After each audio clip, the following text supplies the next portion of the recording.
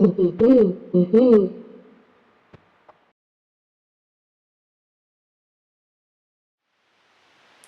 I'm E.D. Lewis, and welcome back to Nocturnal Reviews. If you haven't subscribed to my channel, please consider subscribing, and please hit that like button, and please leave a comment down at the end of the video. I very much appreciate those comments, and I like to interact. So today is, this tells you right now, Dark Shadows review, but it is not a Dark Shadows book review. It is BookTube related.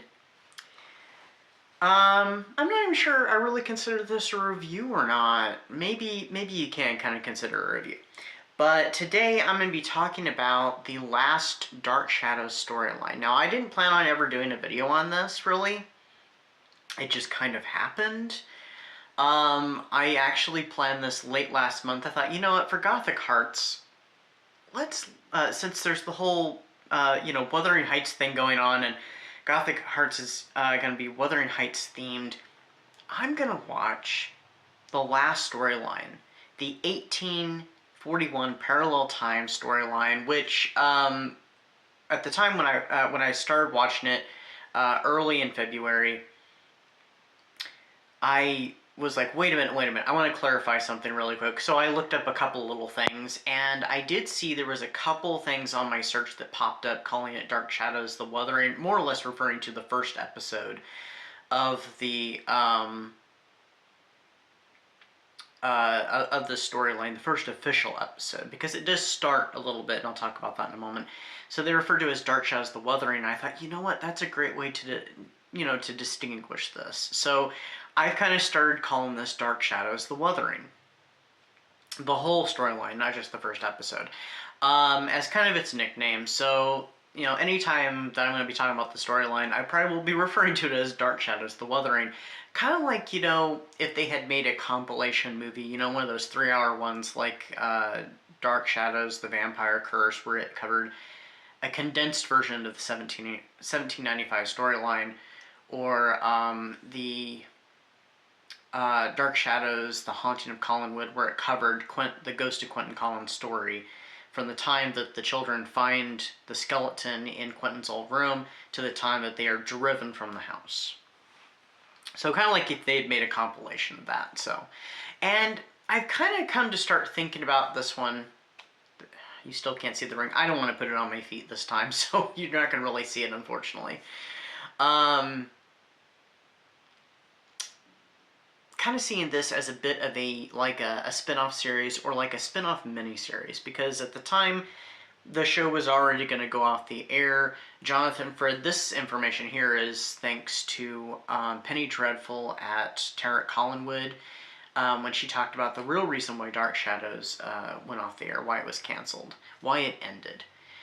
And Jonathan Frid didn't want to play the version of Barnabas that was in House of Dark Shadows anymore. He wanted to continue playing the version in the show, yeah, but not that version in the movie, because he was not happy about that interpretation of Barnabas, and so Dan Curtis fired him. But he couldn't really actually fire him because he was still under contract. So with that meeting that ABC had, where they were gonna cancel potentially One Life to Live, and it was decided, who knows by who, that Dark Shadows would just get canceled. I think the consensus, it was probably Dan Curtis that decided this, who knows, or gave the suggestion, just go ahead and cancel the show. But anyway, the show was getting canceled at the end of Jonathan Frid's contract. So they gave Jonathan Frid a brand new character of Bramwell Collins that we get introduced to before the final appearance of Barnabas and Julia, and Professor Stokes and Elizabeth. As I call it, the pre-show. So I did not go and seek out the episodes of the pre-show throughout 1840. I just went ahead and went to Dark Shadows Fans Unite. Do check out their channel. They have a condensed version of Dark Shadows that you can watch, where they cover the storylines. Some of it is condensed and there's some bits missing, but some of it is reorganized more cohesively, and you can see separate storylines that even that overlap. Not quite Dark Shadows Digest, but I guess in a way akin to it, but it's very convenient. I watched the pre-show stuff on there, and then I went to Tubi and I started it with the first official episode of 1841. Which I had to put a hold on where I am in Dark Shadows. Right now, I've just started the second half back in January of 1897, which I've mentioned is my favorite storyline of the show. I've had to put that on hold for a whole month, so I'll probably start that back up sometime in March when I'm on my hiatus. To watch this storyline. So this storyline is very much that time Dark Shadows did Wuthering Heights, mixed with Shirley Jackson's The Lottery. Now, of course, Dark Shadows does not do straightforward adaptations of classic works. They do their own spin. So it's not exactly Wuthering Heights. But we do have some things that are very Wuthering Heights and some things that are very much not. Also, with The Lottery, they used a component from Shirley Jackson's short story. So this one takes place in another parallel universe, much like 1970 Parallel Time does, except for I am in agreement with many fans that this is not the same parallel time. The background information specifically about Barnabas Collins does not match up, because the way this goes about, Barnabas died in like 1820, whereas in 1970 Parallel Time, it's mentioned that he died in 1830, so 10 years difference. Also, it mentioned that he had several sons, at least a few. In this, he only has the one child named Bramwell. But in this world, the Collins family is kept in fear and pretty much mostly isolation as they deal with a family curse, a cursed room which every generation a lottery is held. Shirley Jackson's story comes in there, where they have to decide who's going to go and spend a night in this room, not knowing really anything about this curse, its true origin. They have some ideas of who cast it, who put it on the family, but they don't really know the why. And there are some twists and reveals with that come later on in the storyline. So someone goes to stay into this room. They stay a whole night from like 6 in the evening till 6 in the morning. And if they come out with their sanity intact and alive, the curse is broken. But if they come out insane or they're found dead in the room, the curse continues.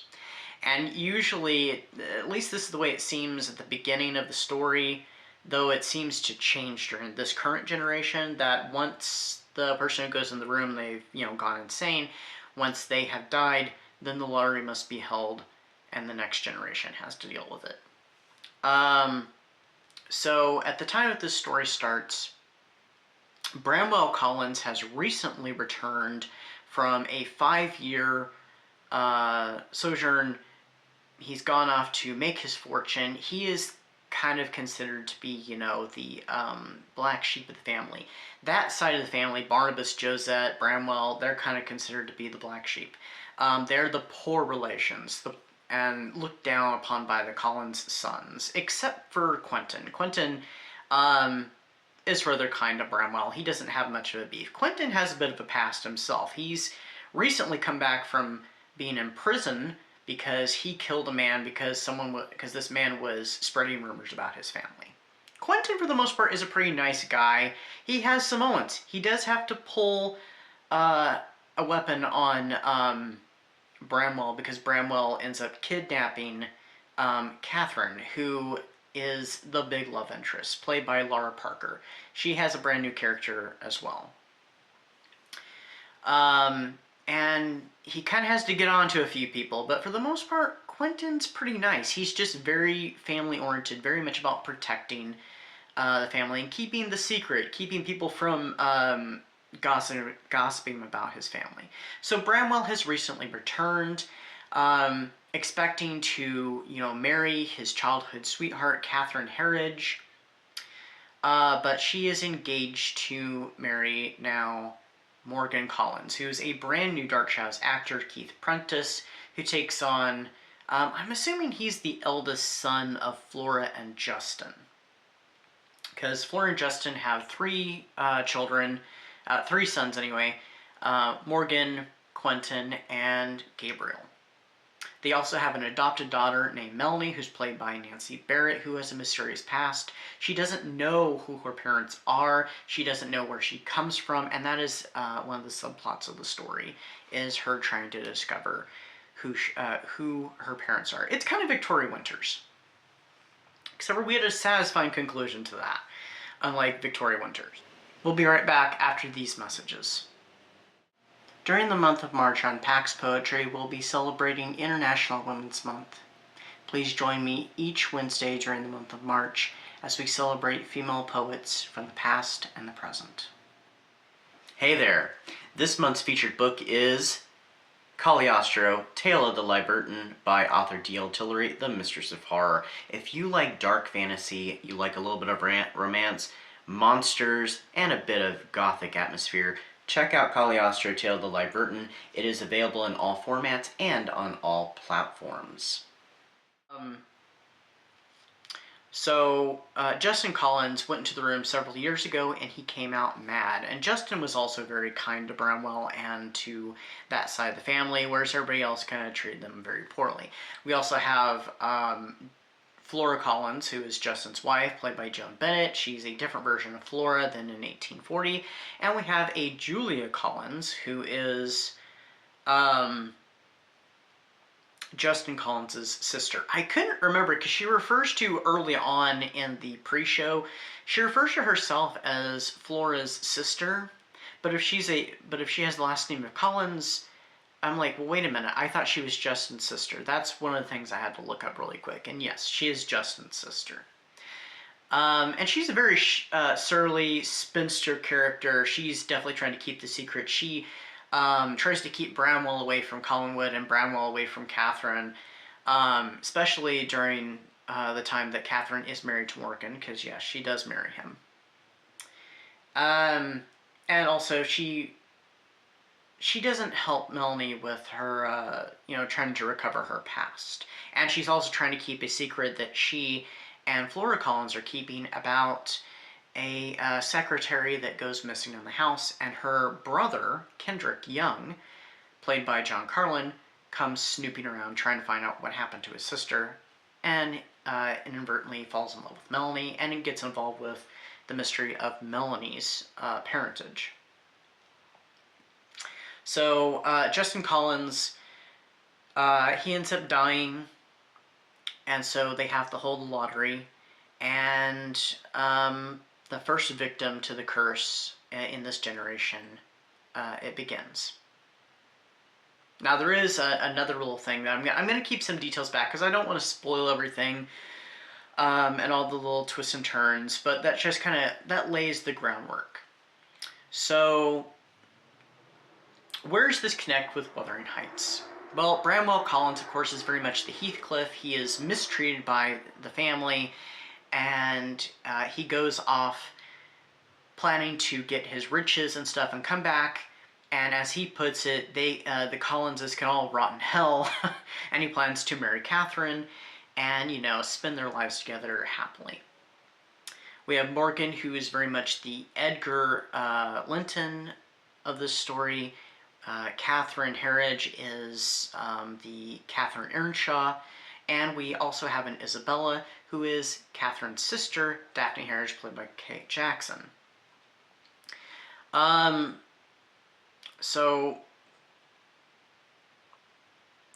it's mostly the framework of Wuthering Heights. We don't have too much of the actual plot, except for that Catherine and Bramwell are so they're like this.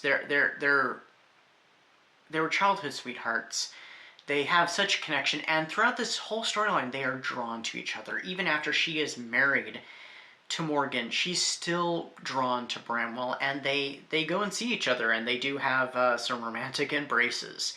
And shortly before they're married, Bramwell does end up kidnapping Catherine, and they do spend not really a night together, an evening together, and it results in a, spoiler alert, pregnancy. The first time someone on the show is actually pregnant. It took, that long where we finally get it, one of those soap opera tropes going on. So she's married, she's married to, so I guess that's another component. The Catherine character is pregnant, but she's not pregnant by Edgar, she's pregnant by the Heathcliff character.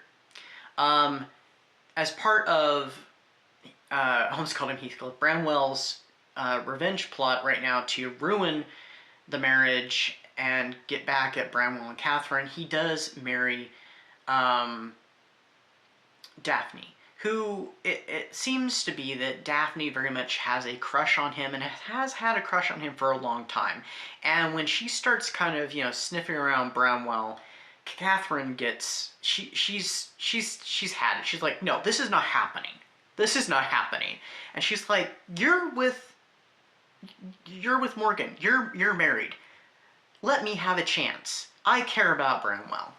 And she does. But her marriage to Bramwell is... it's not a happy affair. He kind of ignores her a lot. He treats her way better than Heathcliff does Isabella, that's for sure. Bramwell is not very likable in the beginning. I think by the end he's very likable. He's gone through quite a change. He's very Heathcliff in the beginning, and I think he becomes more his own character. Whereas the character of Morgan, on the other hand, he starts out actually quite likable, but as the storyline progresses and some of the stuff he goes through, including a temporary possession, I'm not going to tell you about that though, watch the show,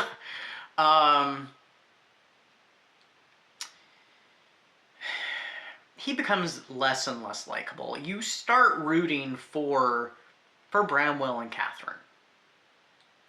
And Morgan starts to lose his mind toward the ending of the storyline. And so, yeah, it just becomes, he's a lost cause. I was never a huge Morgan fan, but on this watch of it, I'm like, you know what? Morgan's actually quite likable. It's a shame what happens with him. Some of it you can't blame him for.